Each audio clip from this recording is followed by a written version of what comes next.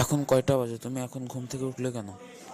আব্বা, আমি ঘুম থেকে আর দেরি করে উঠবো না। তুমি ফজরের নামাজ পড়ছো?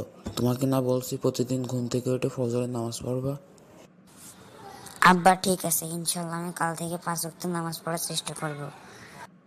তুমি কাল থেকে না, তুমি আজ জোহর থেকে নামাজ পড়বা।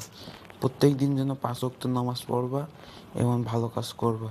তুমি যদি দেখি কালকে থেকে সকালবেলা ঘুম থেকে উঠো নাই, নামাজ পড়ো নাই, তাহলে তোমাকে শাস্তি দেওয়া হবে। আর হ্যাঁ, তুমি যদি প্রত্যেকদিন 5 ওয়াক্ত নামাজ পড়ো, একটা না, যদি তুমি 7 দিন 5 ওয়াক্ত নামাজ পড়ো, তাহলে তোমাকে আমি ঘুরতে নিয়ে যাব সহ তোমাকে আরও অনেক খেলনা কিনে দেবো। ঠিক আছে আব্বা, আমি এখন তাহলে বিছানা গুছাই নি। আর হ্যাঁ বন্ধুরা, যদি আমার ভিডিও ভালো লেগে থাকে তাহলে একটা লাইক আর ফলো করে দিও, যাতে আমি আরও ভালো করে সুন্দর করে ভিডিও বানাতে পারি।